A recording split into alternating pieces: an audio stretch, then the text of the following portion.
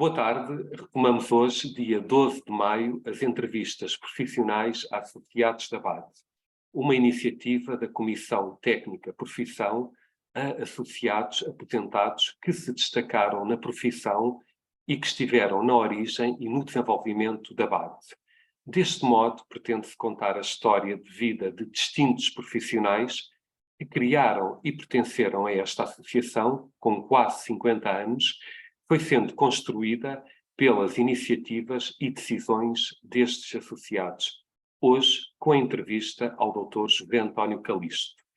Antes de iniciarmos esta entrevista, em meu nome e da BAD, não poderia mais uma vez deixar de agradecer a forma imediata e entusiástica como aceitou este convite e dar-te conta do imenso prazer, da honra, do privilégio que sinto por poder efetuar esta entrevista, pela imensa admiração que tenho pelo seu percurso. Muito obrigado. A primeira pergunta que gostaria de colocar é: como é que foi o seu primeiro contacto com o mundo das bibliotecas? Boa tarde, bom dia ou boa noite, conforme a hora e o local onde nos ouvirem, como dizia antes um relator de futebol. A minha entrada no campo das bibliotecas pode-se dizer que foi feito, era eu uma criança ainda. Isto é um bocadinho pré-histórico, mas lembro-me que a minha mãe começou por me trazer. Eu nasci e vivi a minha infância, nasci em 1952, como se sabe, e vivi a minha infância e a adolescência numa pequena aldeia do Ribatejo, do concelho de Chamusca, uma aldeia lindíssima, aliás, chamada Arrepiado.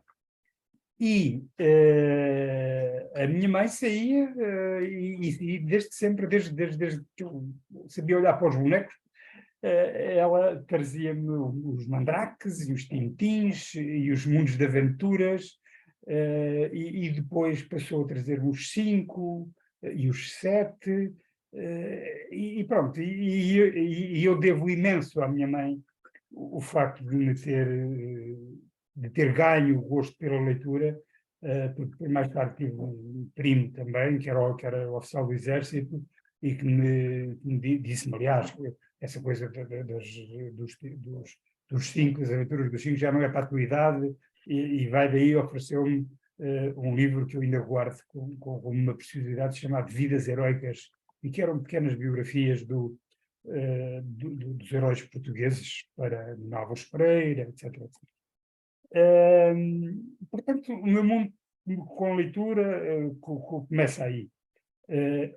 Propriamente a realização e a construção de bibliotecas começou também na minha adolescência, numa associação recreativa e cultural que havia ainda no Arrepiado, e onde eu mais ou menos emprestava os meus livros, que não tínhamos sequer uma carrinha da Gulbenkian, não havia disso nem naquela terra, embora houvesse um entroncamento, que não é muito longe.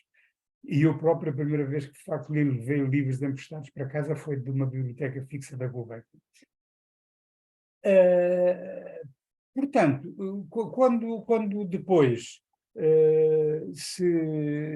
quando fiz a minha vida como professor de História, que foi a minha primeira profissão, quer dizer, eu fiz outras coisas para trás, eu cheguei a trabalhar na construção civil, e, fui empregado de mesa em Londres, etc, etc.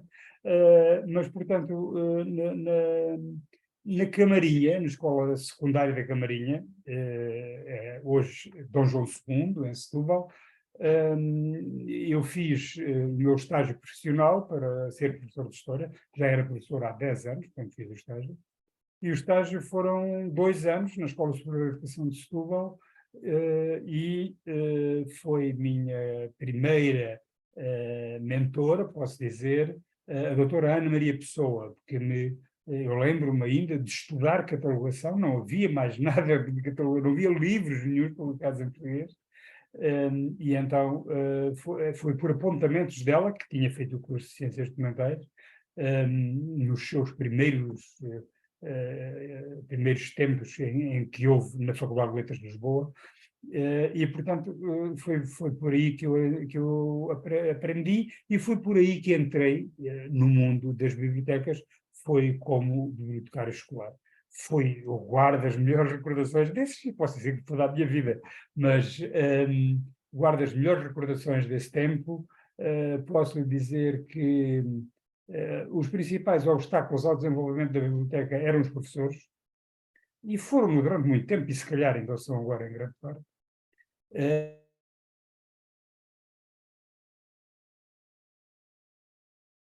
Os maiores impulsionadores e mais puxam efetivamente por nós bibliotecários são os alunos.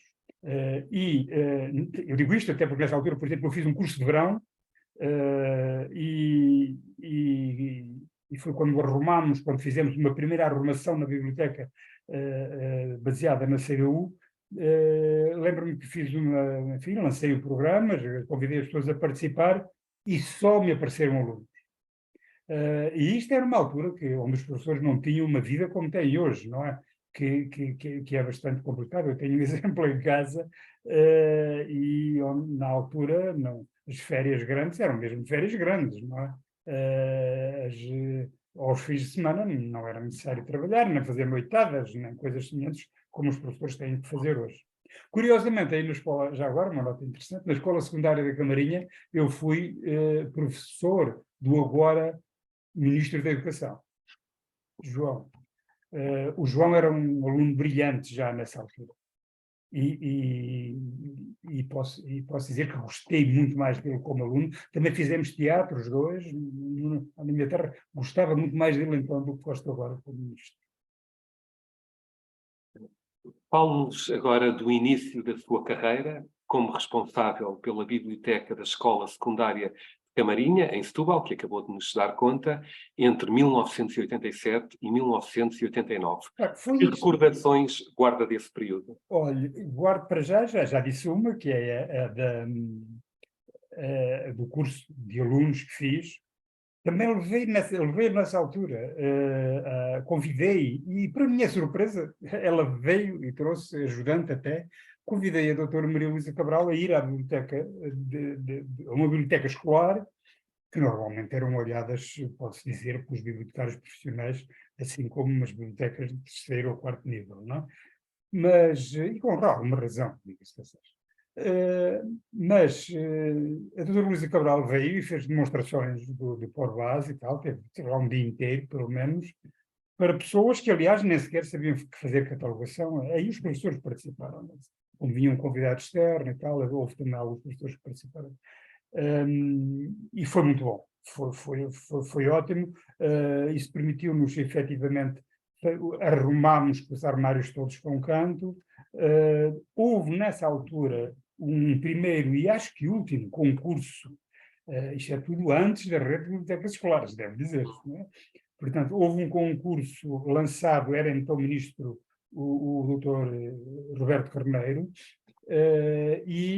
houve um concurso e, se não me engano, ganhámos 5 contos, quer dizer, 5.000 contos, 5.000 escudos, o que foi mesmo cheio de dinheiro. Aliás, eu lembro-me de uma observação feita por uma professora, não propriamente muito interessada no assunto, de que o que é que a gente vai fazer com tanto dinheiro? Porque parece que não tinham em que ocupá-lo.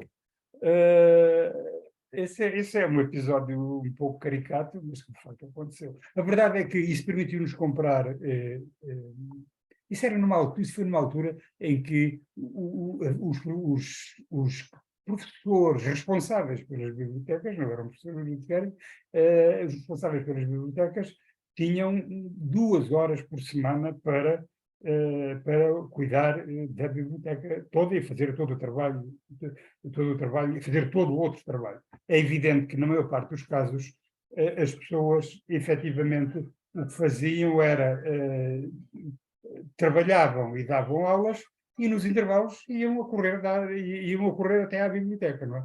Aliás, muitas vezes até a biblioteca estava fechada porque era preciso lá dar aulas.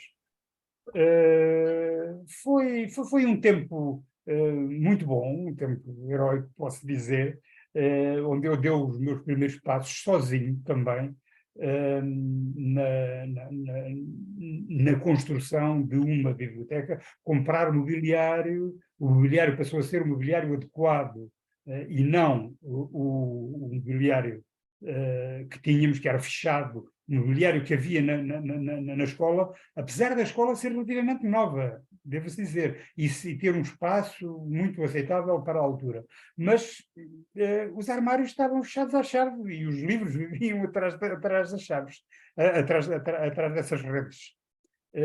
Portanto, nós acabámos com isso e fizemos. O primeiro passo foi tirar as portas desses armários. Portanto, aí começou o acesso aos livros.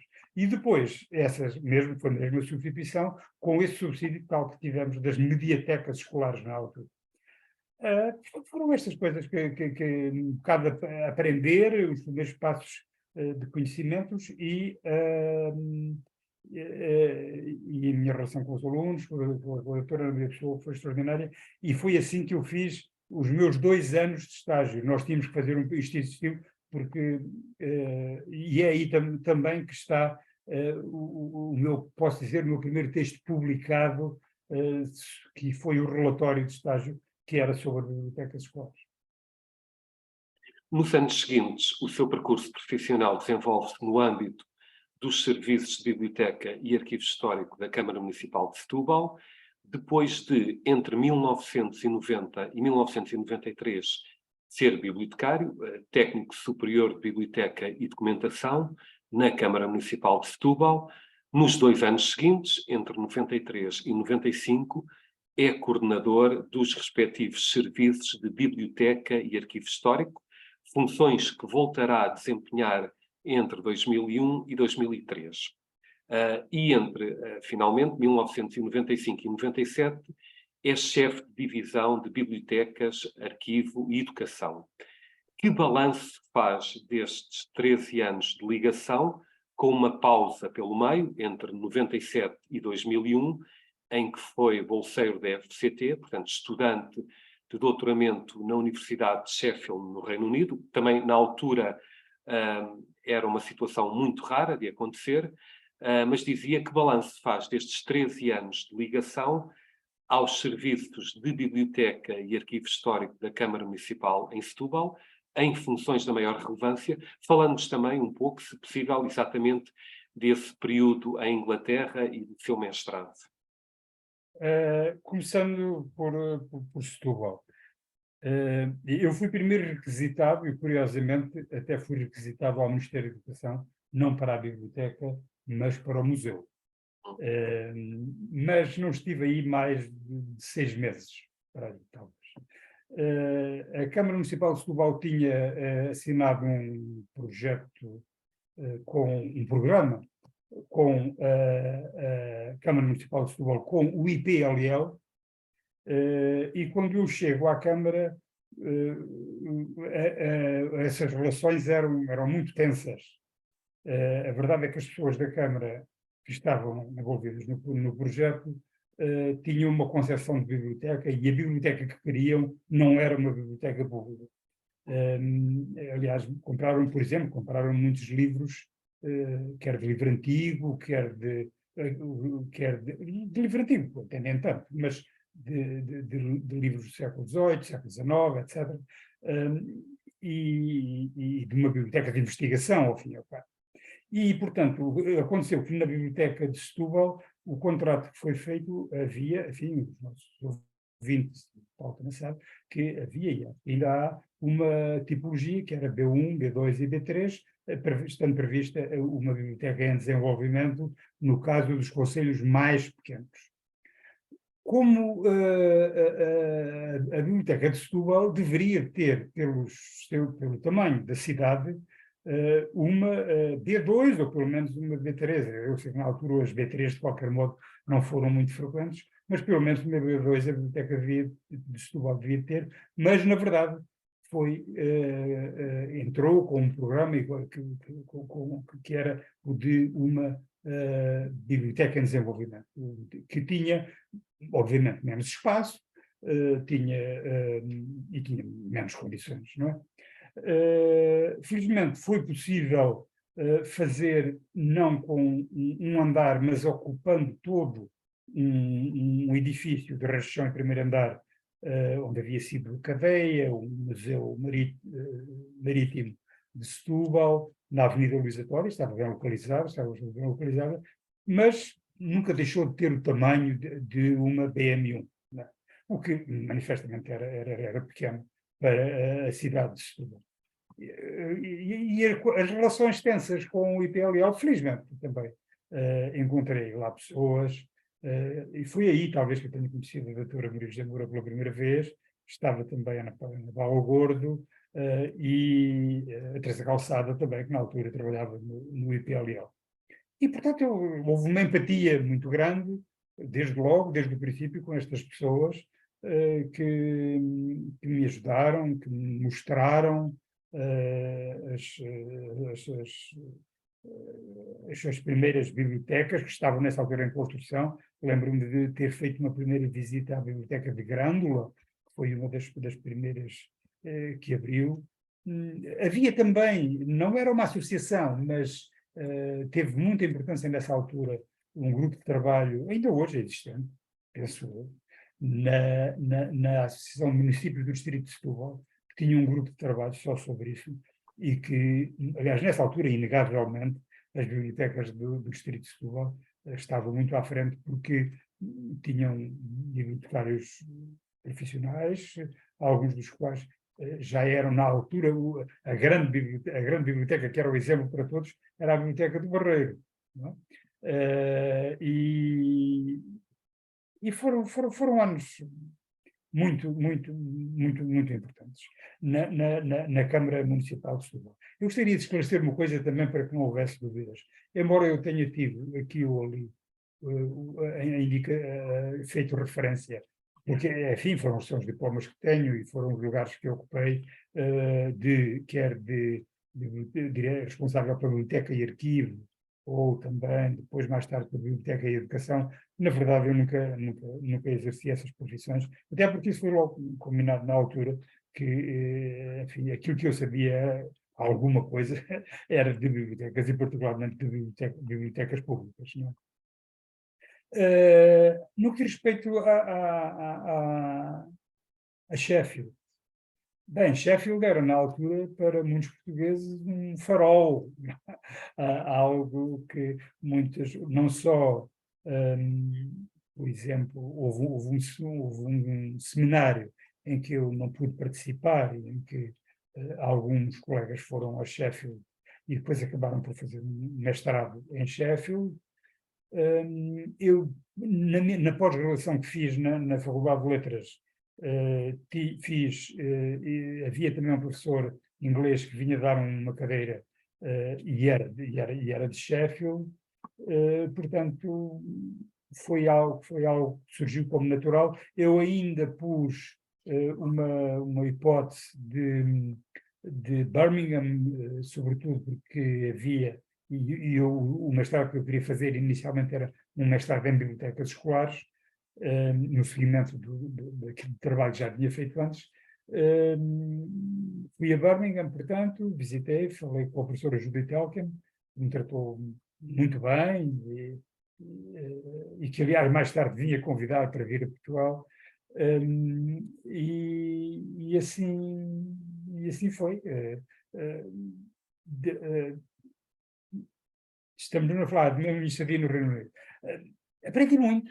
Imagino que é estar vários anos numa sala com 7 ou 8 investigadores, tudo aquilo que se aprendia, quer nessa sala. Eu não tive aulas, o meu doutoramento foi um doutoramento antes de Bolonha, mas já era a tradição no Reino Unido a não haver aulas presenciais, mas tive uma orientação, tive um orientador extraordinário também. Aliás, eu quando fui para Sheffield fui à procura do professor Bob Sherwood, e foi com ele que também privei e tive um imenso gosto.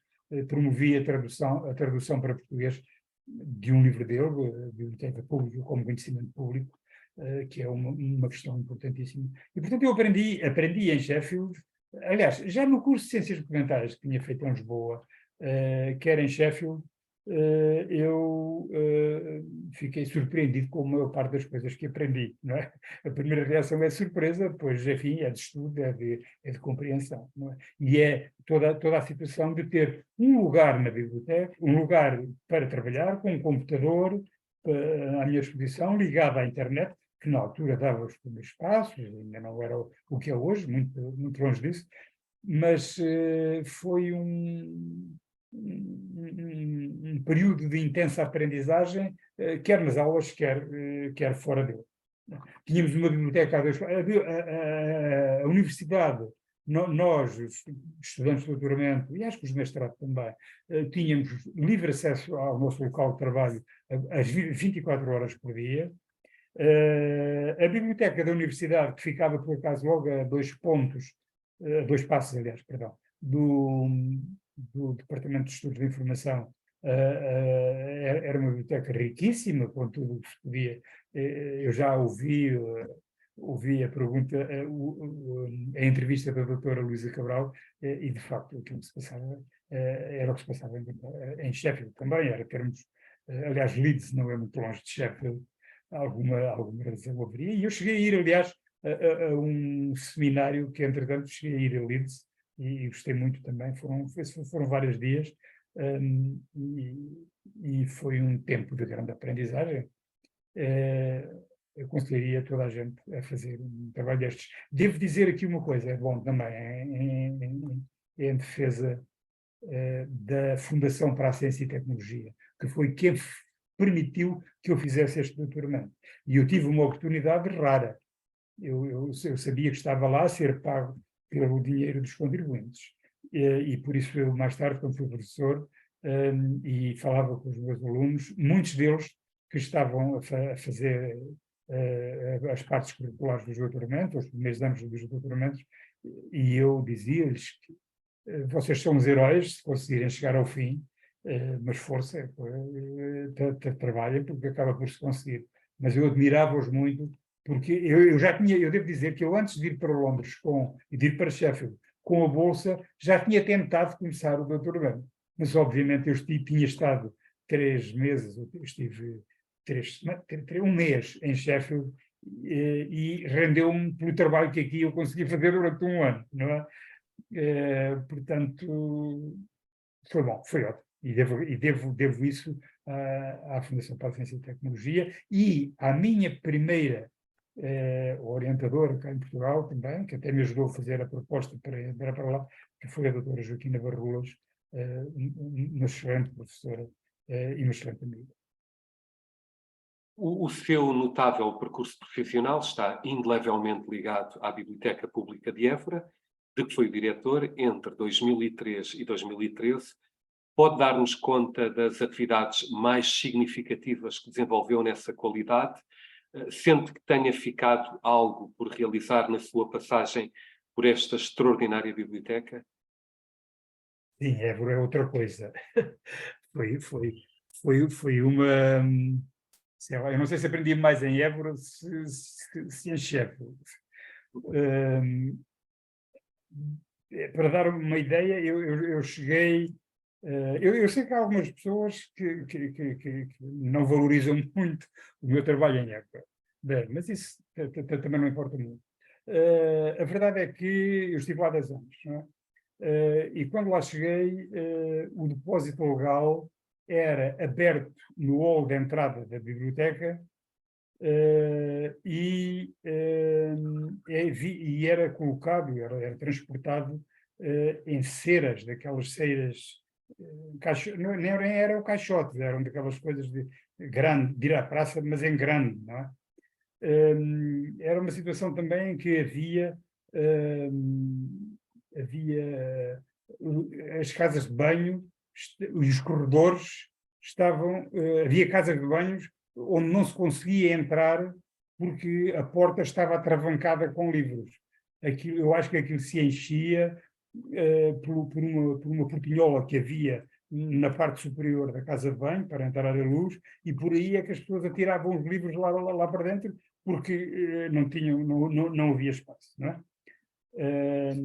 Aliás, isto era uma situação que eu vim a conhecer até, mais tarde, alguns, enfim, enquanto lá estava, que era uma situação muito antiga, foi sempre a situação da Biblioteca Pública de Évora. Eu vi relatórios de outros assessores meus, tanto recentes como afastados, quer dizer, mesmo o último professor que lá esteve, que não era bibliotecário, era um professor convidado pela então professora Miriam Malperno Pereira, que era diretora do Torre do Tombo, e que era professor, mas também esteve, não chegou a estar lá uma comissão de serviço. Ele, ao fim de ano e meio, pediu para que houvesse um concurso, ao qual eu concorri, e foi por aí que eu entrei. Mas o estado da biblioteca era este, havendo ainda mais uma parte do espólio, nomeadamente jornais e revistas, que estavam a cargo, estavam em depósitos da universidade e a ser dirigida até porque até há pouco tempo o organismo era a Biblioteca Pública e Arquivo Histórico de Évora. O arquivo histórico, o arquivo de Évora, acho que era a Biblioteca Pública e Arquivo de Évora. E era esta mesma bibliotecária que lá estava e o bibliotecário que veio depois, que tinham também o trabalho do arquivo, porque estavam efetivamente do arquivo. Embora o arquivo estivesse um pouco à parte, estava afastado fisicamente, a verdade é que também uma parte importante do espólio da Biblioteca Pública de Évora era, e certamente ainda é hoje, material de arquivo. A não ser que, entretanto, tenha havido mudanças, é provável que sim. Em Évora, sei lá, olha, as coisas que me vêm mais à memória, que me marcaram mais, foi a sorte que tive, de algum modo, em ter encontrado uma grande diretora-geral, que foi a professora Paula Mourão, a quem devo muito, e que criou condições, e também devo, aliás, muito, à Câmara Municipal de Évora, que, por exemplo, pôs lá pessoas a trabalhar, provavelmente hoje não poderia, aliás, acho que tanto quanto sei, já lá não estão, mas houve técnicos, técnicos e auxiliares que trabalharam na Biblioteca de Évora, e também devo muito à Fundação Gulbenkian, que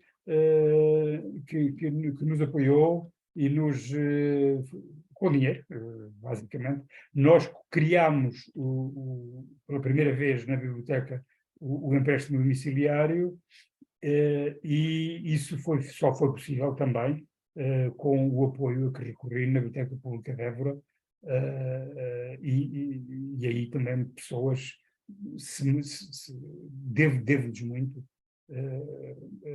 às pessoas que na altura trabalhavam na Gulbenkian, porque esse dinheiro foi fundamental para comprarmos estantes, não, nós não comprarmos estantes.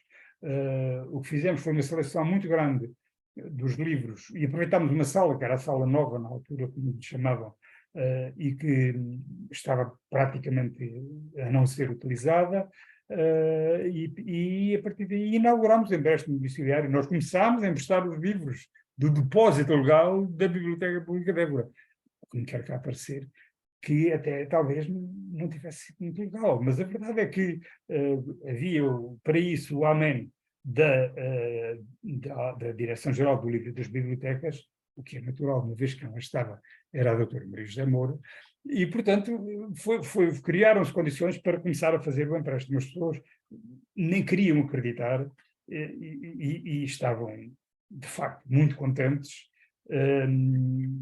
Mais tarde, já para o fim da comissão de serviço, mais tarde, houve uma outra alteração importante que se fez na biblioteca, que foi a mudança e a transformação da hemeroteca, que ocupava um grande espaço, em alguns casos, em muitos casos, com jornais já inutilizados, não é? E dos quais existem cópias na Biblioteca Nacional, são matérias de fundo legal, portanto eram coisas que não estavam ali a fazer nada. Nós tiramos de lá pilhas e pilhas de jornais, Conseguimos, no entanto, uma solução, que foi a solução possível, não era a melhor, mas conseguimos uma solução que foram os depósitos da EDP que, que, que, que estavam vazios e, portanto, nós começámos o depósito local, antes de chegar à biblioteca, começava a fazer uma triagem, passando por esse tal depósito, que ao fim de poucos anos já estava quase cheio. Quando eu me vi embora, já estava quase cheio. Não sei, é óbvio que a biblioteca continuou a evoluir depois de eu sair de lá, tanto quanto sei, essa hemeroteca que já foi alterada e já não é aí, mas eu devo dizer, desde que trabalhei na Biblioteca Pública de Évora, não voltei mais a ir lá. Ainda uma outra coisa importante também que nós procuramos fazer foi manter uma grande ligação com as escolas, que era algo que também não estaria à partida na nossa enfim, carta de missão, se houvesse uma, mas estava, de facto, e foi-me pedido uma ligação com a comunidade, isso foi-me pedido, já disse que era a professora Miriam, que era a diretora da então altura do Tombo, e fizemos também, tive a sorte de ter a comemoração dos 150 anos da biblioteca, portanto houve alguma coisa mais da parte da Câmara Municipal de Setúbal, conseguimos fazer a edição de vários livros, nomeadamente os tesouros da Biblioteca Pública Municipal de Setúbal, que são muitos, depois está esgotado, não é? E também conseguimos, em colaboração com o CITEUS, uma outra instituição importantíssima. Eu devo dizer uma coisa, antes de eu ir para Évora, houve muitas pessoas que me aconselharam a não ir, porque diziam que eu ia enterrar-me lá, que as pessoas eram hostis aos estranhos, que as pessoas... havia um grupo de que toda a gente parecia que tinha medo, que era o grupo dos amigos da Biblioteca Pública de Évora. Não posso jurar que o nome do grupo fosse esse. Aliás, eu lamento e peço desde já desculpa a muitas pessoas e organizações que eu possa referir aqui mal, mas eu estou a fazer isto tudo de cabeça e a minha memória está longe de ser o que já foi. Nunca foi muito bom, mas ultimamente tem estado pior. E, portanto, nós fizemos duas grandes conferências internacionais, onde vieram, enfim, alguns dos melhores especialistas das bibliotecas públicas de todo o mundo, chamámos de Conferências para a Vida. Disso editámos e publicámos através dos CIDEUs as atas, não era essa propriamente a intenção, mas achou-se que deveria ficar as obras publicadas, e estão lá publicadas com a altura, com as pessoas que quiseram. Então, procurámos uma ligação muito grande com a comunidade.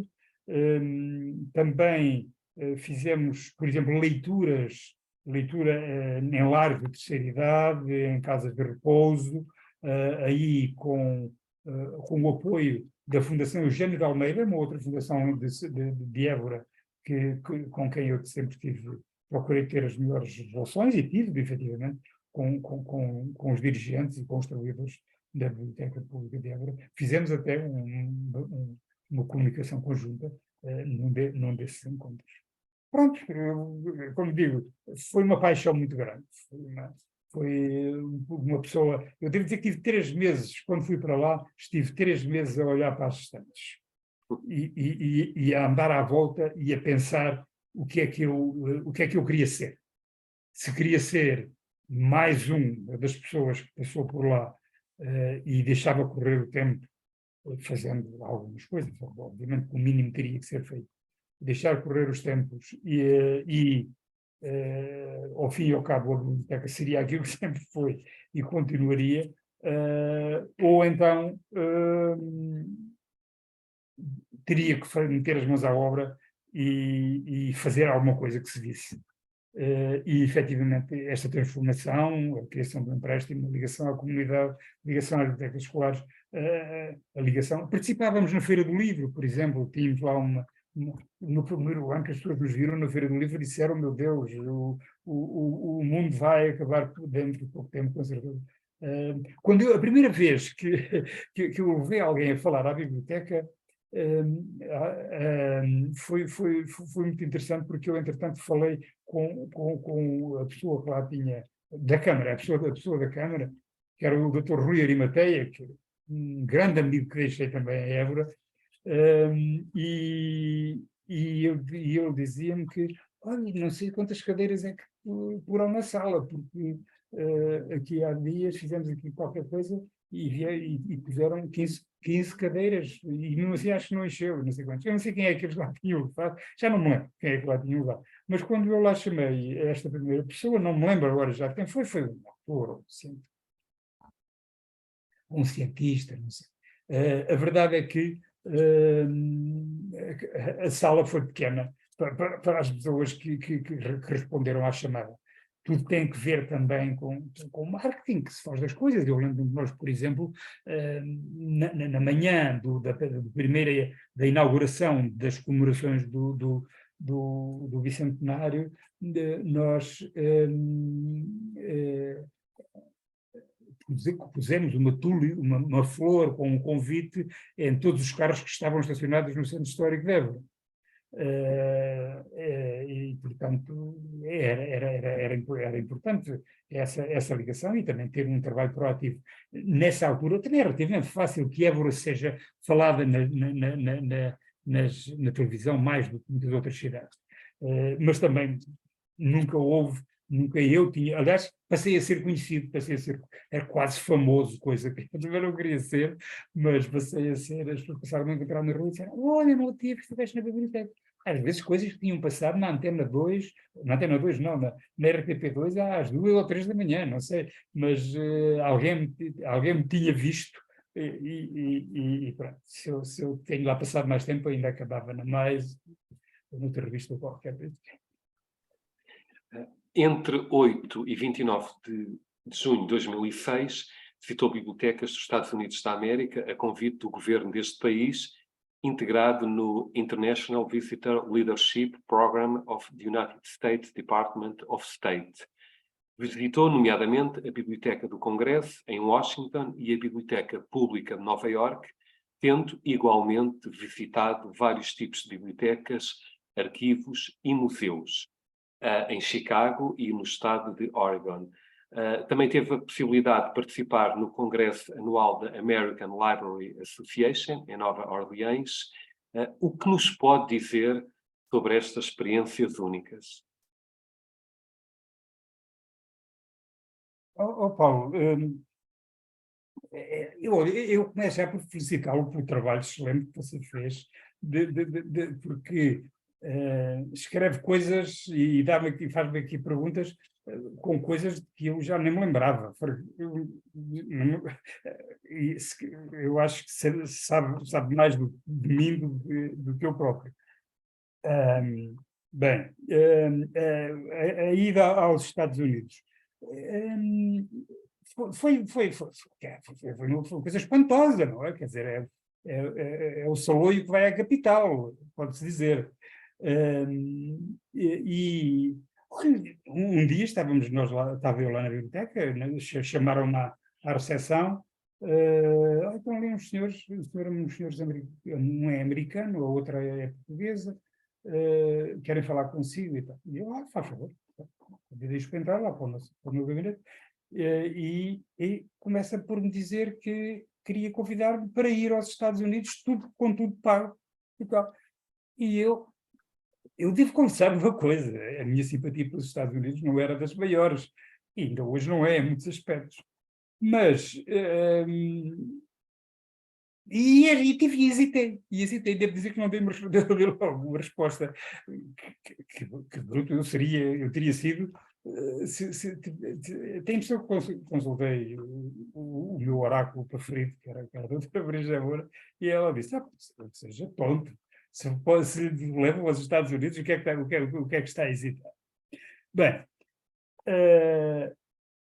nós começámos por Washington, efetivamente, e foi-nos, não digo uma lavagem ao cérebro, mas foi-nos apresentado os Estados Unidos, na sua magnificência, etc. E pronto, tudo isto em Washington, uma introdução à legislação sobre bibliotecas americanas, portanto houve logo aqui um seminário, de um dia, se não me engano. Foi importante para nós ficarmos a conhecermos uns aos outros. Devo dizer que foi nesta visita participaram bibliotecários de quase todas as partes do mundo, palestinianos, quenianos, japoneses, um maior número talvez fosse europeu, mas da América do Sul, de todo o mundo, de todo o mundo. O programa chama-se International Visitors Program, e eles convidavam as pessoas de todo o mundo para fazer. E é curioso porque havia, e é capaz de ainda haver, uma brochura da Embaixada Americana em Lisboa, e se calhar não, é que isto era nacional, portanto era em Lisboa, uma brochura que nos diziam as pessoas que já tinham ido neste programa aos Estados Unidos. E então, quem já tinha ido aos Estados Unidos era o professor Aníbal Cavaco Silva, era o Rogério, Nuno Rogério. Nuno Rogério, que eu ouço, enfim, quase sempre que posso, e outras pessoas, sei lá, reitores de universidades, e eu no meio daquelas meterem-me no meio dessas pessoas. Não sei se me orgulho, mas era lá que lá estava, porque no fundo eles precisavam de convencer as pessoas a ir, porque os vistos não era só a mim, também em alguns casos, e então dizíamos que integra esta lista. Ainda hoje recebo correspondência e contacto com a Embaixada Americana, foram extremamente simpáticos comigo. Nos Estados Unidos, de facto, a Biblioteca Pública de Nova Iorque é um espanto, mas talvez me tenha ficado mais impressionado pela Biblioteca do Bronx, que tinha sido, aliás, inaugurada há muito pouco tempo. E sabemos dos filmes, de todo lado, que o problema que é Bronx, não é? Embora estava em curso um processo de regeneração importante daquela parte da cidade, mas foi ver uma biblioteca nova, por exemplo, e ver gente, jovens, na maior parte dos casos, negros, americanos, a ler, entusiasmados, com mochilas, com os pés em cima das mesas, outras vezes aninhados num canto qualquer, enfronhados na leitura de um livro, numa biblioteca nova, que além do mais tinha também computadores com fartura à disposição, tinha materiais não livro em quantidade, e fiquei muito impressionado com a Biblioteca de Bronx. A Biblioteca Pública de Nova Iorque enfim, é uma segunda biblioteca nacional dos Estados Unidos, pode-se dizer, e tem documentação espantosa, e é evidente que uma pessoa, numa parte de um dia, que no fundo estávamos meio-dia num sítio, da parte da tarde já teríamos que estar noutra, mas foi uma visita extraordinária à biblioteca do Bronx e da Biblioteca Pública do Bronx. Qual a percepção que nessa época, em finais dos anos 80, existia da profissão de bibliotecário? Qual a percepção que os bibliotecários tinham da sua profissão? E por último, envolvendo as anteriores, qual era a percepção que os bibliotecários achavam que as pessoas tinham deles? Ou seja, numa frase, qual era a valorização da profissão de bibliotecário nessa época? É um bocado difícil responder essa pergunta, para lhe ser franco, porque, por um lado, digamos uma coisa, eu e as pessoas que integraram a profissão na mesma altura que eu, nós tínhamos como formação um curso superior, qualquer área, a maior parte das pessoas eram licenciadas em História, e depois havia um curso de 2 anos de pós-graduação, com cadeiras à noite, esses cursos eram sobretudo à noite, embora houvesse um ano que foi feita uma turma especial, que era à segunda e terça, todo dia, e à quarta, ao meio-dia, destinado aos bibliotecários e às bibliotecárias das bibliotecas públicas que, entretanto, ou estavam abertas, ou à altura do lançamento da Rede Nacional de Bibliotecas Públicas. E, portanto, nós tínhamos tudo para se ter uma boa imagem junto da comunidade, uma vez que tínhamos uma formação superior, que não era mestrado, que não tínhamos que fazer uma tese, mas eu posso dizer que praticamente era outra licenciatura que tínhamos em ensino. Isso já hoje evoluiu muito, e hoje, ao fim de 3 anos de ensino superior, há quem possa concorrer a lugares de bibliotecário. Parece-me pouco, parece-me que não prestigia a classe dos bibliotecários e devia de ser alterado. Eu já via a posição que a doutora Luísa Cabral tem acerca disso, e eu respeito-a e concordo com ela, se não na sua totalidade, não na sua totalidade, talvez. Mas eram 7 anos, hoje são 3. É claro que alguma coisa se há de aprender em 3 anos. Contudo, a imagem do bibliotecário não era propriamente muito positiva.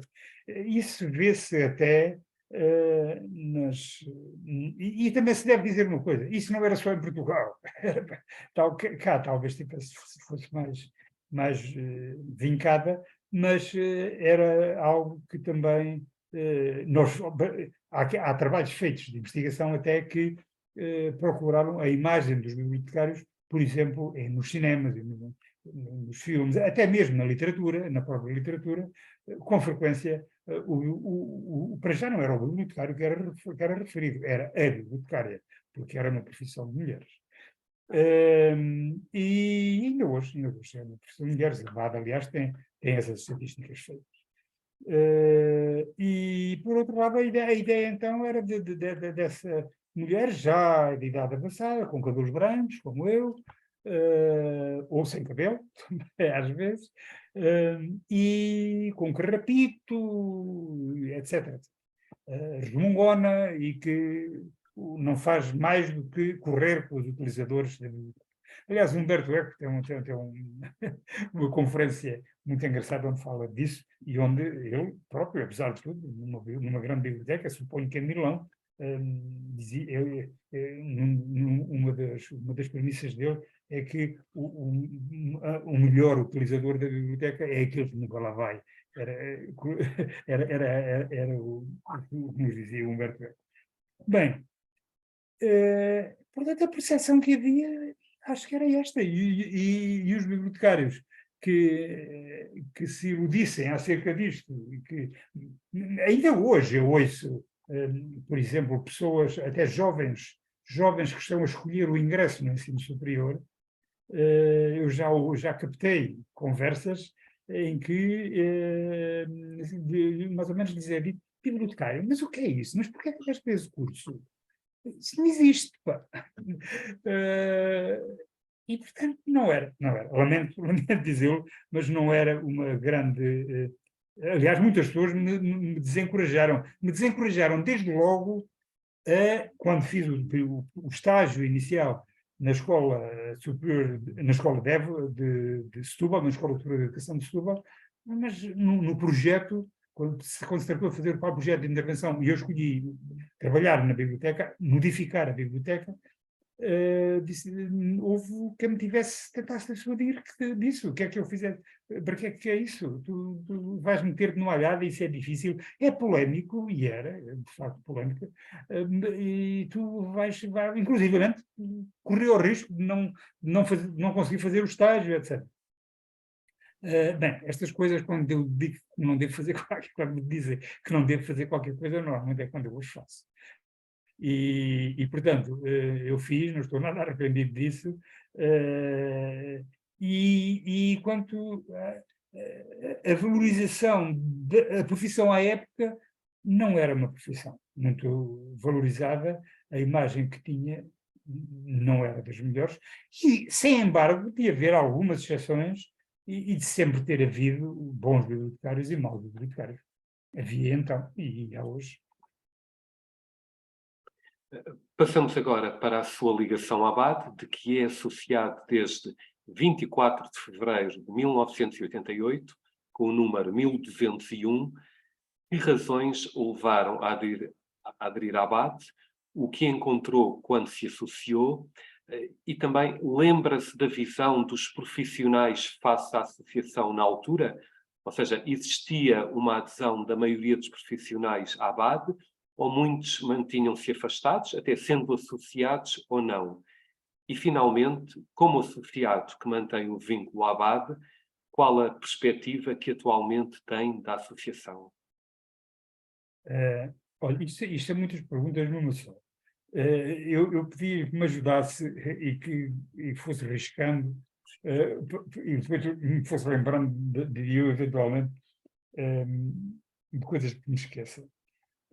Bem, eu fiz-me sócio da BAD antes de ser bibliotecário. A partir do momento em que eu desenvolvi o tal projeto na Escola Secundária da Camarinha, que já referi, eu procurei associar-me à BAD.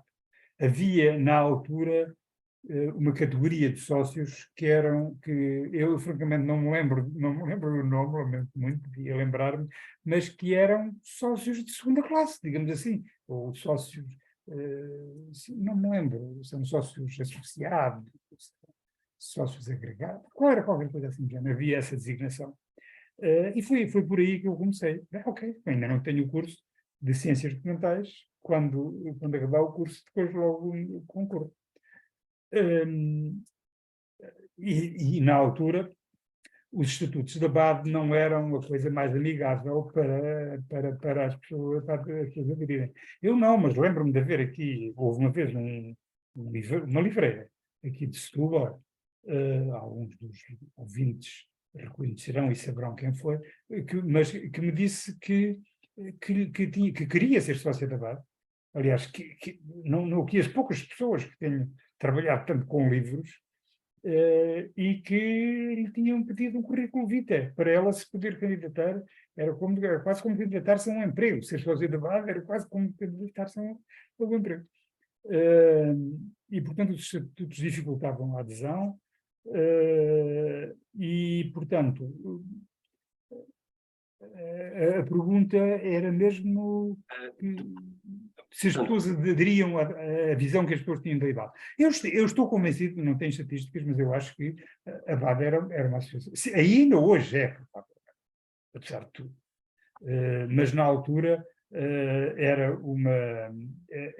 eram poucos os associados,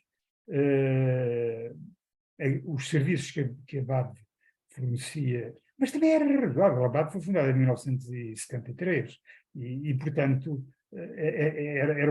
eu penso que está havido uma curva ascendente, não muito rápida, mas ao longo destes anos todos, pelo menos o número de sócios, de associados, perdão, acho que sócios não é uma palavra muito bonita, mas que os associados foram sempre aumentando. Porquê é que eu me associei à BAD? Porque para mim é uma coisa natural. Eu acho que, como digo, fui sócio da BAD antes de ter as qualificações para bibliotecário. Parecia-me que era uma fonte de informação que, como não havia outra, não é? As formações oferecidas também eram boas, e eu devo dizer que em alguns casos paguei-as eu do meu bolso, porque não havia dinheiro para isso. Aliás, era um costume que eu tinha ganho como professor. Os professores nunca tiveram formação paga e ainda hoje não têm. E mais, ainda hoje têm que a fazer fora do horário de serviço. Nós, vá lá, que na altura, com a autorização dos vereadores, pelo menos não tínhamos que pagar. Mas nem sempre autorizam. Eu tive essa experiência. Quanto aos associados da BAD, eu próprio trabalhei, fui membro da mesa da Assembleia Geral durante alguns anos, depois, enfim, com alguma insistência do Dr. Maria José, que insistiu comigo várias vezes em anos passados, mas acabei por aceitar. E isto não era não é de modo nenhum para me armar aos cucos, como se costuma dizer, falando mal e depressa. Mas não sentia que não tinha grande vocação e que poderia não fazer boa figura. E depois achei que, enfim, a condição que eu pus é que, ok, então eu vou para sócio, mas terei que ser vogal da comissão editorial, do editorial, que que se está a precisar, e é o que eu posso fazer. E pronto, lá estive 3 anos na BAD, na direção da BAD, orgulho-me disso.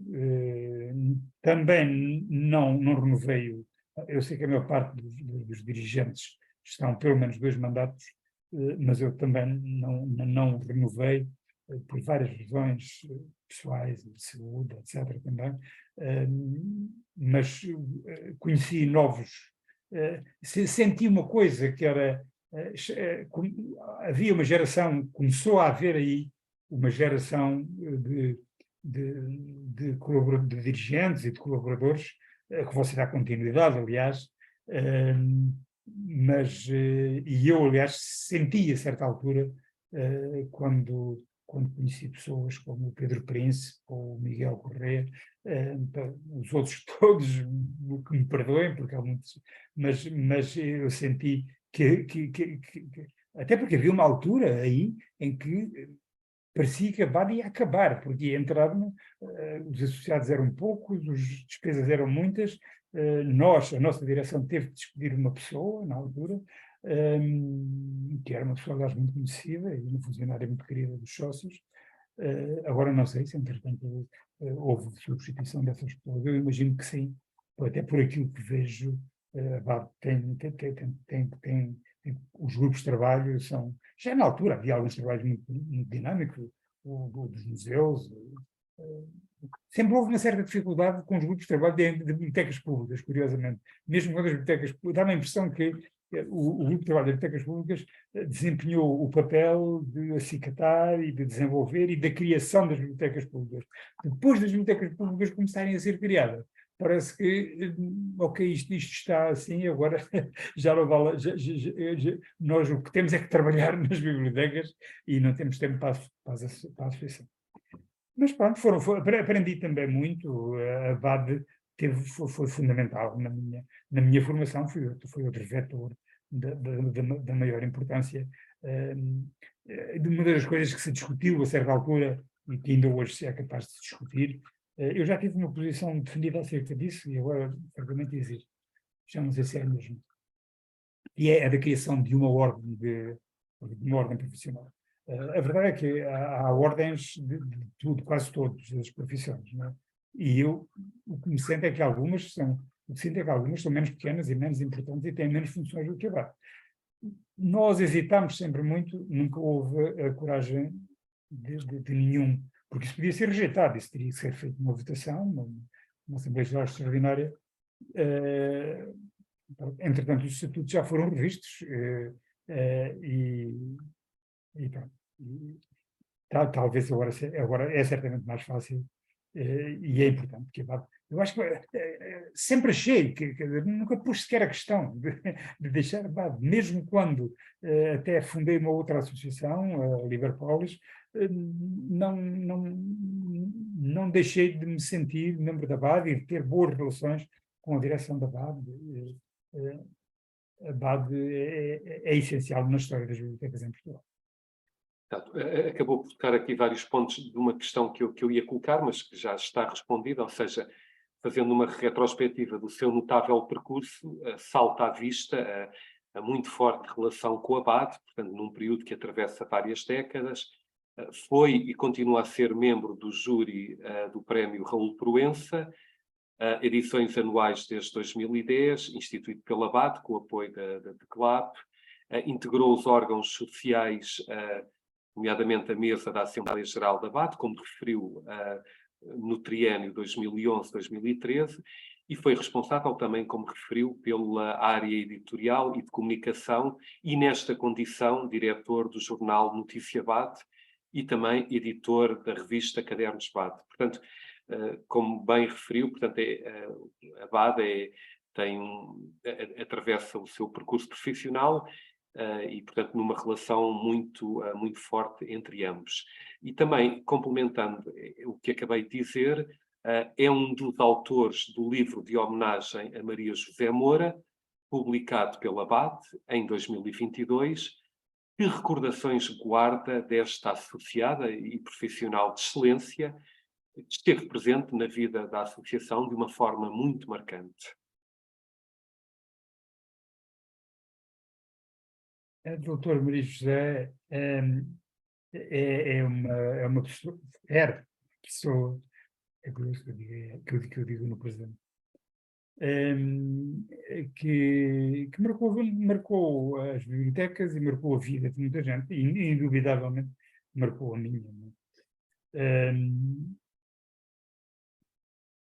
Eu lembro-me de uma.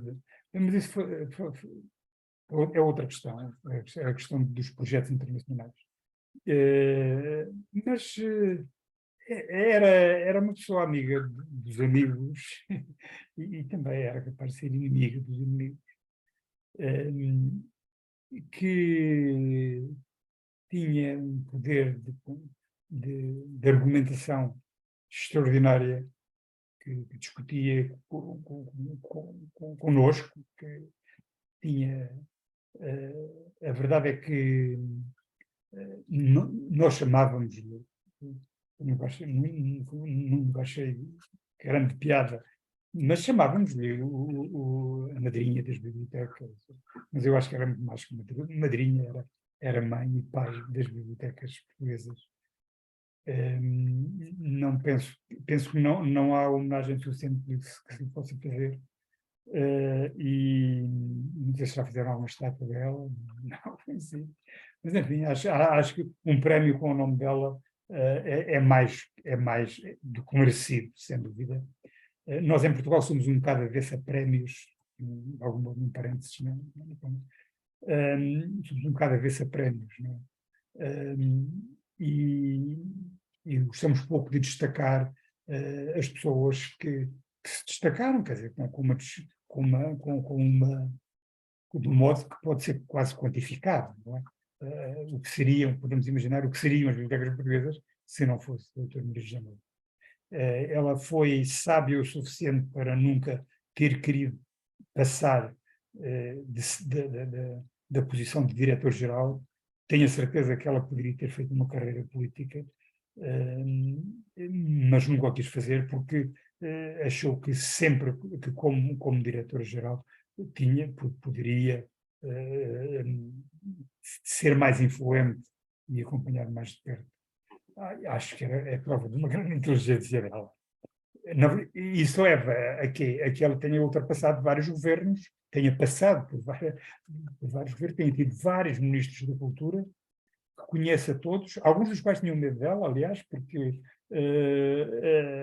ela, quando metia alguma coisa em cabeça, era difícil dizer-lhe que não.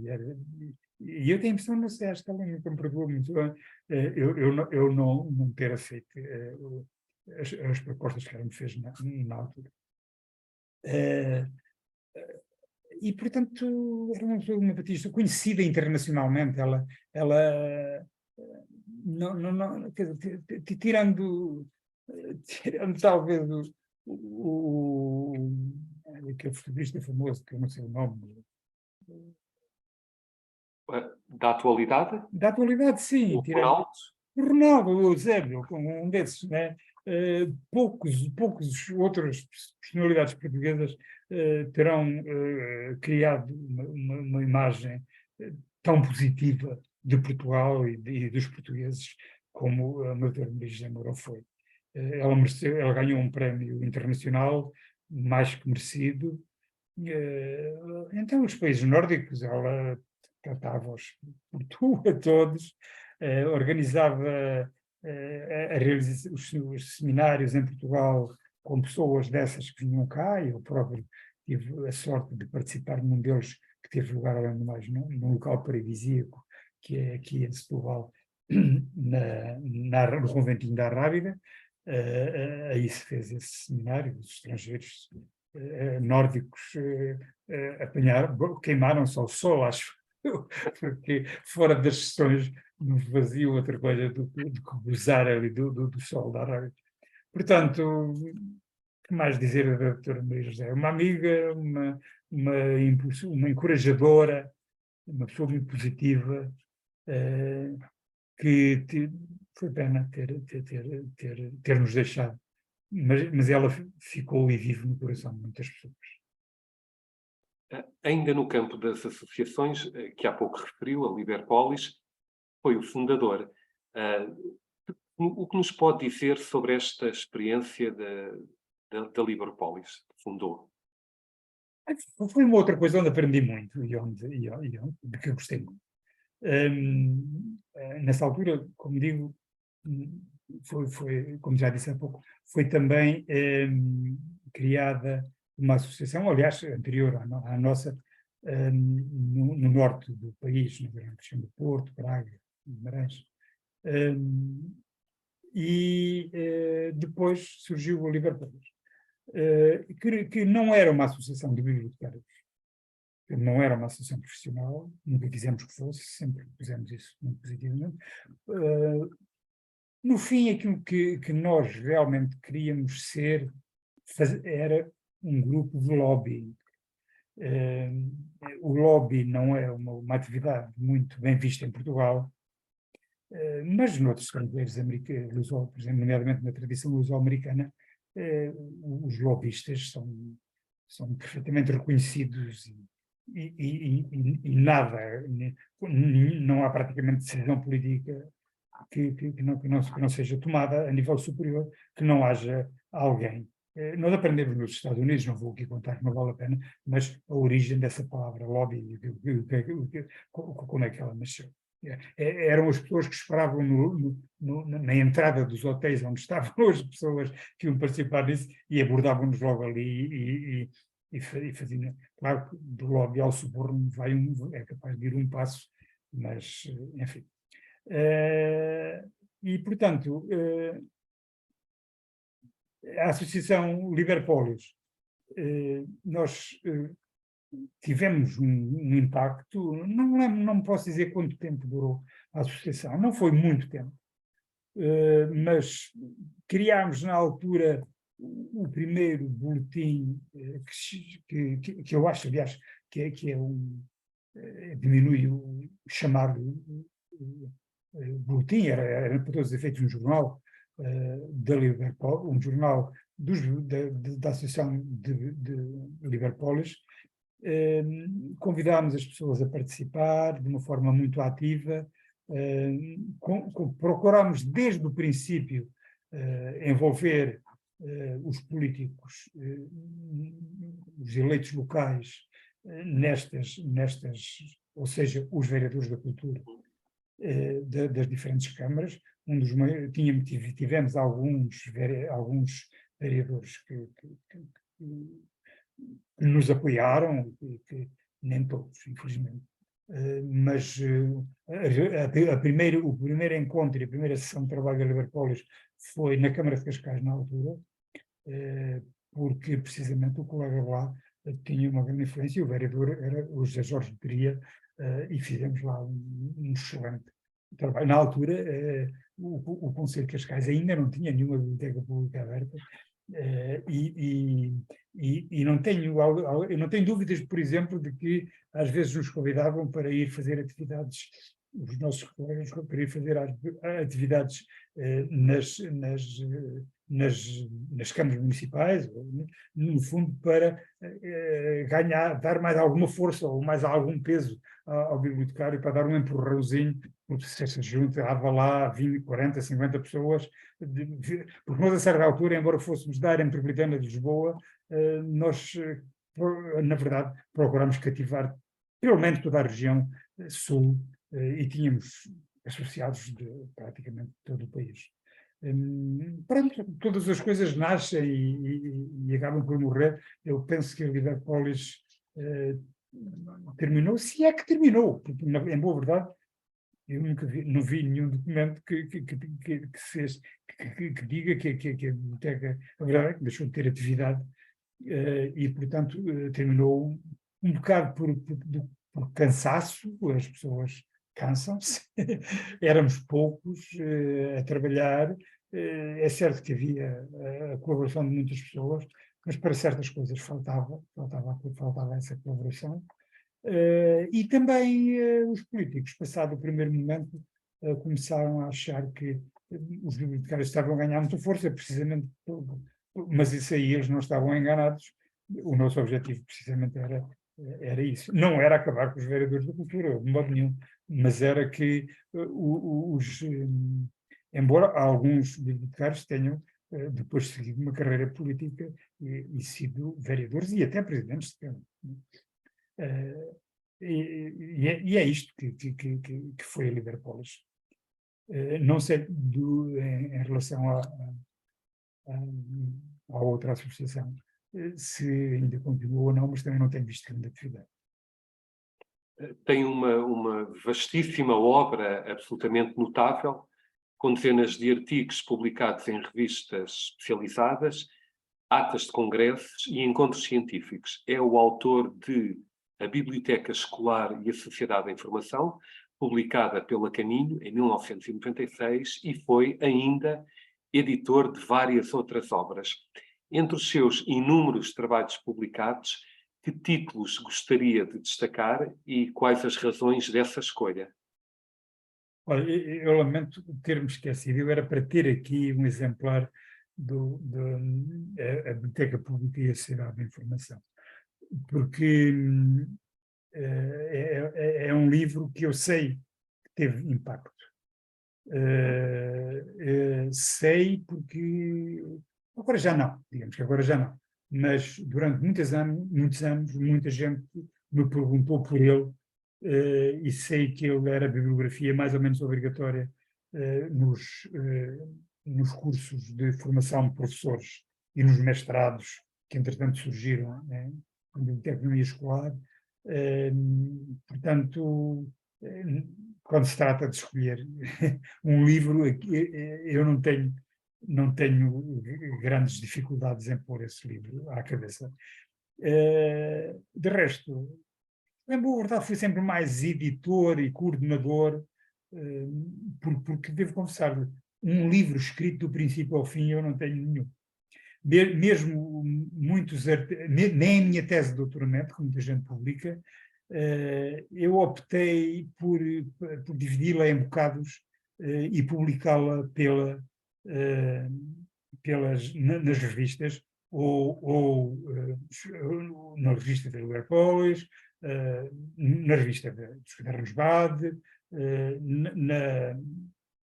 naquela revista que agora está sediada no Porto, que é a publicação A e B, e pronto, tem outras, até em revistas não fora da área profissional.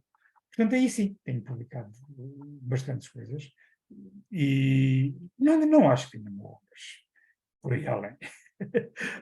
Escrita, não podia, quer dizer, não só eu publicava, quando me pediam um currículo vitae abreviado, eu escrevia bibliotecário, professor e investigador, ou investigador, professor, qualquer assim do género. E de facto foi as três coisas que eu fui fazendo, mas o tempo não dava para tudo, não podia, não. E portanto, na verdade, não publiquei tanto quanto gostaria de ter publicado. Participou em diversos projetos de investigação, nomeadamente desenvolveu entre 94 e 96 o projeto de intercâmbio Rede Cultural de Bibliotecas Europeias, financiado pela Comunidade Europeia no âmbito do programa Caleidoscópio. Neste contexto, a Biblioteca Pública Municipal de Setúbal foi parceira das bibliotecas do Condado de Maio, na Irlanda, e do Condado de Cleuat, no país de Gales, e também da Comuna de Parma, a Itália. Foi membro do órgão coordenador do projeto LISTED, Libraries Integrated Systems for Telematics-Based Education, financiado pela Comunidade Europeia entre 97 e 99, e foi membro do órgão coordenador do projeto Public Libraries and Adult Independent Learners, igualmente financiado pela Comunidade Europeia entre fevereiro de 94 e fevereiro de 96. O que nos pode dizer sobre estas experiências? Olha, estas experiências são de uma altura em que nós ainda olhávamos para a União Europeia como um aspecto positivo, claramente positivo. Se calhar ainda hoje as sondagens da opinião pública dirão que os portugueses são maioritariamente favoráveis à integração na União Europeia. Mas eu próprio, agora, francamente, e sobretudo depois da Troika e dos governos que nos têm criado tantas dificuldades, em muitos casos com mandatos da União Europeia, do Banco Mundial, etc. Mas nesta altura, de facto, nós encarávamos a Europa como algo que era positiva, que nos ajudava, que nos financiava em grande parte, e, portanto, estes projetos todos foram projetos que permitiram conhecer novas realidades, ver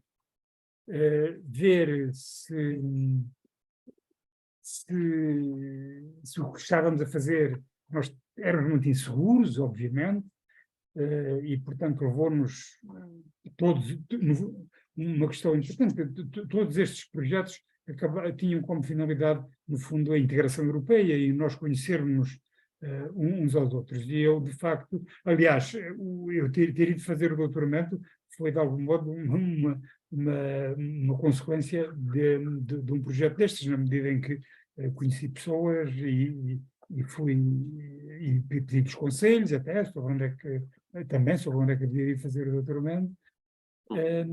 E isto tudo começou com um projeto que foi o PlayIL, que foi o primeiro dos quais participei, em que ainda me lembro que a doutora Maria José Moura veio ter comigo e disse-me assim: olha, você que fala bem inglês, eu te vi aí dois galeses, não são bem ingleses, mas são galeses, e vá lá e tal, e destacou a Eunice, a doutora Eunice Pinto, que trabalhava na altura no IPLL, e vejam lá o que é que eles querem, que eu não costumo dizer o que é que eles estão a falar. E lá está, ela ia aos congressos internacionais, falava, conhecia, as pessoas contactavam-na, ela era uma pessoa extrovertida, eletrizante às vezes, e então as pessoas vai lá ver o que é que eles querem. Bem, o que eles traziam era, precisavam de nós, porque os projetos europeus tinham mais possibilidades na altura de ser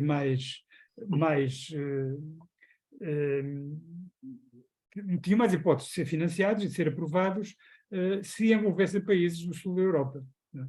Não é pelos nossos lindos olhos, nem por aquilo que pudesse aprender connosco, embora esteja convencido que algumas coisas aprendem. Mas então aí vieram dinamarqueses, finlandeses, noruegueses, gente do norte da Europa, alemães também. De algum modo isto representou uma viragem, digamos, porque o paradigma da biblioteca pública que foi seguido durante algum tempo, e inclusive durante algum tempo, a Rede Nacional de Bibliotecas Públicas era reconhecida como Rede Nacional das Bibliotecas de Leitura Pública. Isto é um sinal digamos, da inspiração francesa das bibliotecas de leitura pública. Portanto, nós começámos a visitar e a ver estas bibliotecas que tinham outras circunstâncias e outras... Também tinham outras realidades sociais e económicas, deve dizer-se, não é? Porque nós estávamos com a Grécia, estávamos com a Itália também, que, embora sendo um país rico, tem uma tradição de bibliotecária que é sobretudo de conservação. E, portanto, nós fomos para... O que aprendemos nestes projetos teve muito que ver com uma nova orientação. Foi também à altura do desenvolvimento da informática que começa a entrar pelas bibliotecas. Foi só nesta altura, porque até então, aliás, pode parecer hoje bizarro, mas muitas vezes nós discutimos, e às vezes tivemos discussões muito acesas sobre se deveríamos ou não ter computadores nas bibliotecas. Foi quando vamos ao estrangeiro e o que vemos, e todos estes programas têm a ver com a formação de formadores, quase, pode dizer-se assim, não é? Portanto, nós o que pretendíamos, por exemplo, com o PLAIL, era a criação de um pacote de aprendizagem não formal, que eles chamavam aprendizagem, hoje diz sempre em português facilmente educação aberta, ou educação à distância, não é? Mas na altura não se dizia, não é? Na altura, quem tinha, costumava-se a usar para insultar alguém, dizer que éramos como, que era como tinha aprendido, ou feito o curso para televisão, ou qualquer coisa do género, não é? E hoje em dia, e nós aprendemos que não era assim, porque muitas dessas pessoas tinham estudado para televisão. Aliás, a Universidade Aberta Inglesa sempre foi famosa e tem ainda hoje uma editora muito grande e com coisas extremamente úteis para as pessoas que trabalham. Portanto, foram estas as coisas, foi isso que estes projetos nos trouxeram. O projeto de conhecimento que era da Direção-Geral, que tivemos aqui a Biblioteca de Setúbal, concluído do Reino Unido, e também entrando depois pessoas espanholas, bibliotecários das Astúrias, mais exatamente. Esse aí era claramente de dar a conhecer, de intercâmbio. Tínhamos que fazer uma exposição, levá-la, a exposição corria as bibliotecas destes 3 países.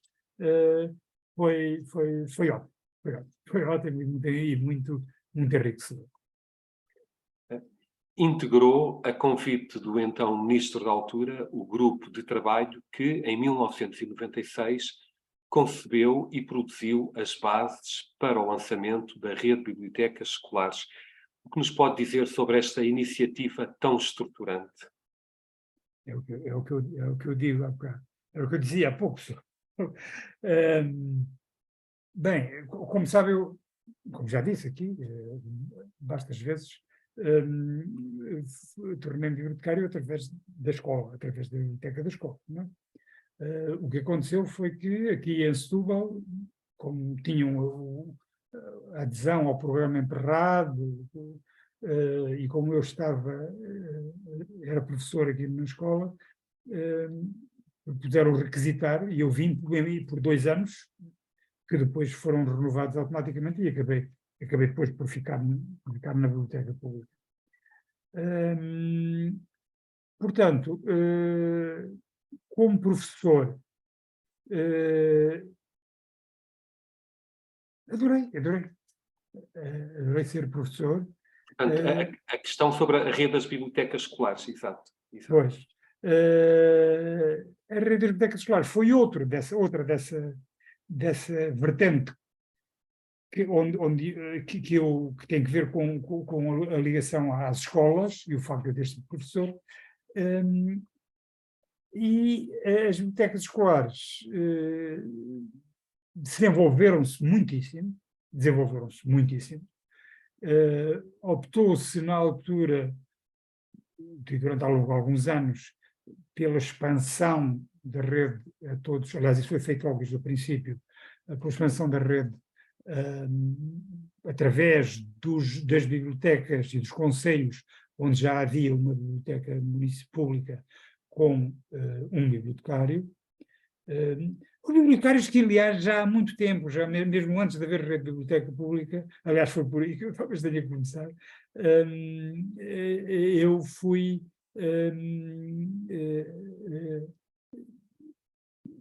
fazíamos encontros e congressos e ações, sobretudo ações de formação para professores.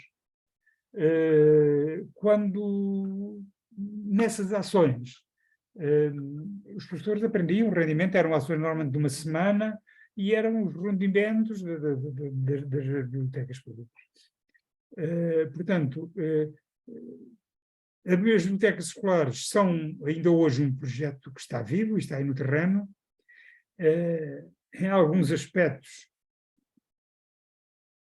a certa altura houve um receio de que as bibliotecas escolares tirassem público às bibliotecas públicas. Isso talvez tenha sido verdade, mas penso que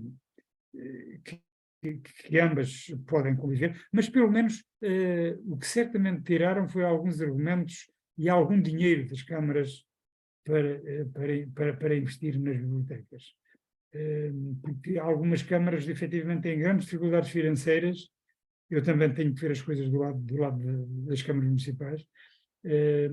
A rede de bibliotecas públicas não se teria desenvolvido sem o trabalho, sem que alguns bibliotecários e sem que alguns vereadores tivessem tido um papel importante, mas onde houve aí alguma concorrência, isso sim, foi quando se começou a perceber, até quando foi criado o Plano Nacional de Leitura, que faltavam livros nas bibliotecas, e pronto, é uma questão de... Costumo dizer que em casa de pão que não rama, como é que é? Ou não ralha-se sem razão, coisa assim, em casa de quem não tem pão, como é que é? Ajude-me lá. aquele primeiro também não sabe. Ok, deixemos isso. Sobre as bibliotecas escolares é o que eu tenho a dizer. O projeto continua com altos e baixos. Eu sempre achei que a questão do direito do responsável pela biblioteca, chamando assim em termos gerais, nunca foi bem resolvida. A criação do professor bibliotecário não é a mesma coisa do que ser um bibliotecário escolar. Eu sempre defendi, e aliás não é por acaso aquilo que eu escrevi, sempre utilizei o termo bibliotecário escolar. Aquilo que se usa nos Estados Unidos, e mesmo a formação que usam são formados em bibliotecários escolares, como bibliotecários escolares, e portanto essa situação nunca foi resolvida. O que acontece era uma coisa que já acontecia anteriormente, era que quando nós tínhamos um professor que já tinha tido formação e que já tinha trabalhado connosco 2, 3, 4, 5 anos, a pessoa deslocava-se e ia trabalhar para o outro lado, ou já não queria ser mais porque estava farta, etc. Portanto, as razões eram muitas. Portanto, a questão dos recursos humanos nunca ficou resolvida como eu acho que deveria. Eu penso que o provérbio era: casa onde não há pão, todos ralham, e quem tem razão penso que será algo assim. Sim. Não é o meu forte este provérbio. Exato.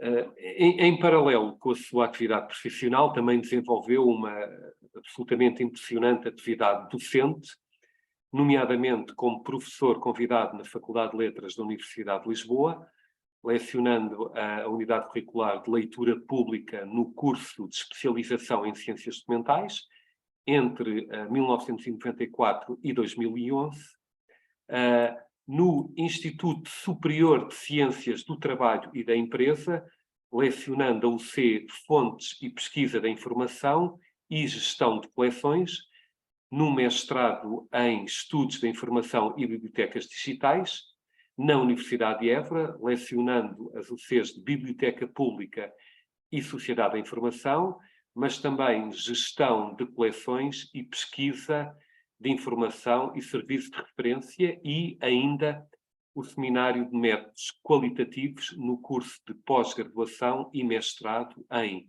bibliotecas, arquivos e ciência da informação e, finalmente, na Universidade de Évora, como professor auxiliar convidado, responsável pela UC de métodos qualitativos em ciência da informação, bibliotecas escolares e pesquisa da informação e serviço de referência. Que balanço faz desta vasta e muito importante atividade docente, a que também se junta a orientação de dissertações de mestrado e teses de doutoramento e também a membro do júri em provas de mestrado e doutoramento? Eu fico quase sem fogo a ouvir isso tudo. A primeira coisa que me ocorre dizer é que eu fui sempre adepto que as pessoas não deviam estar muito tempo a trabalhar no mesmo sítio. E talvez o máximo que eu tenha estado foram 10 anos em Évora. E, portanto, eu lecionei estas coisas todas, em alguns casos com currículos criados de raiz. As pessoas convidavam-me e houve alturas em que tive que dizer que não, francamente. Hoje em dia há muita gente a dar aulas e há muitos professores em ciências da informação. Mas na altura não havia, e eu francamente tive que dizer que não, e até a pessoas a quem me custou, mas eu simplesmente tinha que trabalhar, tinha o trabalho, algum trabalho de investigação para fazer, e não tinha mais tempo que pudesse dar aulas. E, portanto, a experiência é riquíssima. Eu posso dizer que uma das vantagens, uma das grandes vantagens de dar aulas é porque se aprende muito. Aprende-se muito. Quem dá aulas tem que estar a par das coisas, tem que ler, tem que atualizar-se. Aprende-se muito também com os alunos, sobretudo com os alunos de mestrado e de doutoramento, quer dizer, são pessoas... eu devo dizer, hoje eu vejo e acompanho, e há algumas coisas que eu francamente me afasto e que já não têm muito significado para mim. Alguns temas e coisas. Até porque, entretanto, pronto, a sociedade vai evoluindo, as bibliotecas vão evoluindo com elas e os bibliotecários também. E nós, pessoas, também vamos evoluir. Uhum. Foi-lhe atribuído o prémio, o público louvor da Câmara Municipal de Setúbal, passo a citar, pela dedicação e empenho demonstrados no exercício das suas funções ao serviço da autarquia. Fim de citação, em 15 de setembro de 1997, e o louvor da diretora do Instituto dos Arquivos Nacionais, Torre do Tombo, a professora doutora Miriana Alperno Pereira, volto a citar, pela competência e dedicação com que tem exercido as funções de diretor da Biblioteca Pública de Évora. Fim de citação, em 4 de março de 2004. Qual o significado destes importantes reconhecimentos?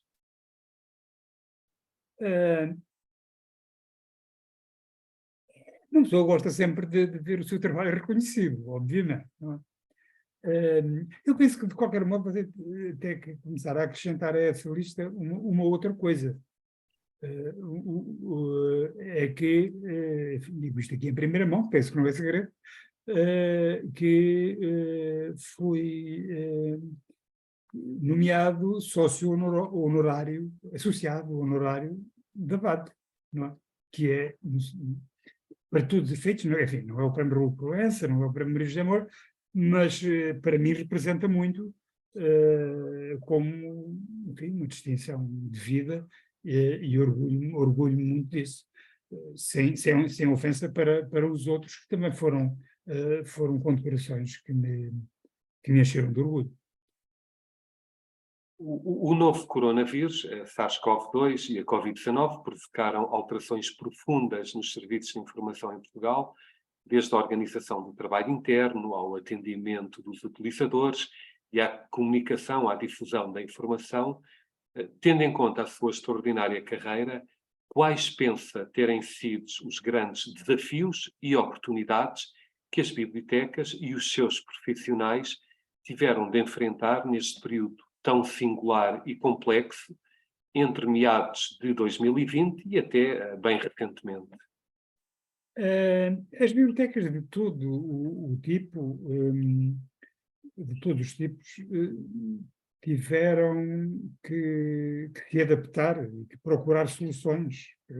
Aliás, como sempre aconteceu, durante a guerra, há testemunhos incríveis de trabalho desenvolvido por bibliotecários em situações de calamidades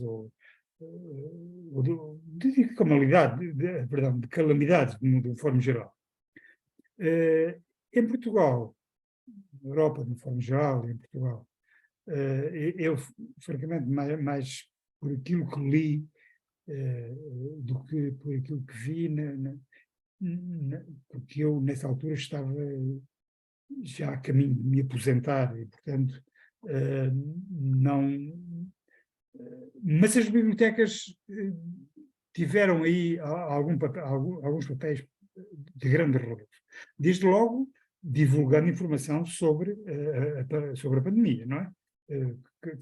Buscando folhetos, criando bibliografias,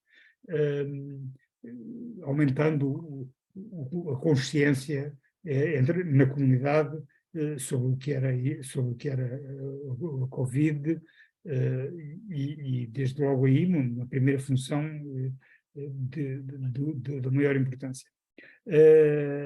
Tiveram de se redefinir também as bibliotecas em termos das necessidades de comunicação, porque muita da informação era, enfim, era como é quase sempre nestas alturas, era saturante, como é hoje. Hoje já pouca gente se lembra de que há uma guerra na Ucrânia, de tantas notícias que surgiram sobre a guerra na Ucrânia. E em relação ao Covid, aconteceu mais ou menos a mesma coisa. Portanto, a comunicação por exemplo, muitas bibliotecas tiveram que aumentar o número de postos de trabalho e pôr à disposição ligações informáticas, até porque a própria ação da Direção-Geral de Saúde também aconselhava isso e usou também, por um lado, a presença na televisão, mas também a internet e os meios tecnológicos. É claro que, sendo a biblioteca pública um local de encontros, a Covid, não sei exatamente como se diz, a Covid foi usada para afastar as pessoas e não para as aproximar, não é? E, portanto, andávamos todos de máscaras, temos que manter distância. Ora, aí até a própria propagação do vírus poderia ser feita através do empréstimo domiciliário. E, portanto, houve bibliotecas, eu sei que houve bibliotecas que cessaram o empréstimo domiciliário, e até houve bibliotecas que pura e simplesmente fecharam, mantendo-se exclusivamente o apoio à distância. O que mais lhe posso dizer sobre isso? Pronto, acho que tivemos, de facto, um papel muito importante. Hoje em dia isso aparentemente está ultrapassado, não é? Mas as bibliotecas não perderam a sua importância por por ter passado, por ter vindo uma calamidade. Pelo contrário, as bibliotecas reafirmam a sua importância e o seu valor de cada vez que há um problema deste género e ao qual os bibliotecários têm que dar resposta e têm que estar à altura das circunstâncias. Uma derradeira questão, considerando a sua longa e admirável trajetória na área das bibliotecas, como é que vê o futuro destes serviços de informação em Portugal? Que eventuais conselhos gostaria de deixar a quem pretenda iniciar-se nesta área profissional? E, finalmente, quais é que pensa que são os grandes riscos, desafios e oportunidades para os seus profissionais? São 3 perguntas diferentes. E, portanto, eu peço-lhe que me repita a pergunta, Sim. ou que me lembre alguma coisa que eu não saiba responder. Portanto, no fundo, o futuro, não é? Qual é o futuro? Que conselhos gostaria de deixar a quem pretenda iniciar-se? Que pretende iniciar. Olha, eu penso que se as pessoas não gostarem de livros, Uhum. não vale muito a pena. Porque, da mesma forma que há professores que não têm vocação para ser professores, porque eu podia dizer que isto é uma vocação, é uma vocação e é uma paixão. As pessoas têm que se entregar muito à profissão e às exigências da profissão, sacrificando muitas vezes, por exemplo, a família. Já não falo do seu descanso, não é? Mas eu penso que o que se ganha é largamente compensador desses sacrifícios que se fazem. Portanto, a pessoa que pense bem, antes de ser bibliotecário, experimente, informe-se, vá à BAD, fale com as pessoas e depois experimente. As pessoas, e nós atingimos uma altura, nós já estamos na maturidade dessa situação, em que as pessoas mudam várias vezes de emprego, não é? E mudam também, mesmo antes de mudar de emprego, mudam de cursos no ensino superior. Eu tenho uma filha que começou queria entrar em medicina, não entrou, depois estudou farmácia, não gostou, depois acabou de estudar psicologia e gostou muito e fez um excelente curso. Portanto, quando um jovem não quer fazer um curso, não deve segui-lo. Às vezes há tradições familiares, até, sobretudo na medicina, não é? As famílias onde há médicos, há médicos ilustres, têm que ter pelo menos um filho que siga os pés do patriarca da família. Mas a nossa família também já não é patriarcal, por isso as pessoas têm que escolher os seus próprios caminhos, para que se sentem. Eu não me imagino a ser corretor na bolsa ou a ser gestor aí, por dinheiro do mundo. Eu queria, por dinheiro nenhum no mundo, eu queria estar na pele dos gestores da TAP, por exemplo, e longe daqueles prémios de milhões que eles têm. Eu acho que aquele dinheiro não é dinheiro bom. Portanto, isto sobre como é que conselhos eu daria. Exato. As outras 2 questões eram? Era, quais é que acha que são os riscos, desafios, oportunidades para os profissionais na área de biblioteca? Os riscos neste momento passam talvez por precariedade que está a atingir a sociedade toda e, portanto, a pessoa ser bibliotecário e ser um emprego temporário e tudo mais. Não é? Outro risco que também me parece relevante é a falta de reconhecimento da profissão, e é sempre um risco o tipo de político com quem se tem que lidar. Digamos, se as pessoas que uma das perguntas que alguém se faz, ou se pensa ir trabalhar para uma biblioteca, é perguntar a pessoas que conhecem como é que é o vereador da cultura e se a Câmara investe de facto nas bibliotecas. Porque há uma coisa que se verifica ainda, em alguns sítios é que fazem-se investimentos iniciais e depois a variação muda. Às vezes nem é preciso mudar de partido político, no mesmo partido a outra pessoa já não tem a mesma sensibilidade para o livro e para a leitura, e portanto é um risco que se corre e para o qual tem que se estar preparado. Não é? De resto, é sempre arriscado viver, mas é o risco também que dá sabor à vida. Muito obrigado. Desta forma, terminamos a entrevista a José António Calixto, em nome da BAD. Muito obrigado, foi um prazer, uma honra imensa. Agradecemos a sua disponibilidade, o testemunho sentido que nos deu, que é absolutamente fundamental fixar, disponibilizar para a memória futura, sobretudo para os mais novos, para que não se perca este registro tão importante. Muito obrigado. Muito obrigado, sou eu que agradeço o seu esforço, o seu trabalho, a sua dedicação, e cá estou para aquilo que for preciso. Muito obrigado. Muito obrigado. Pronto, já está.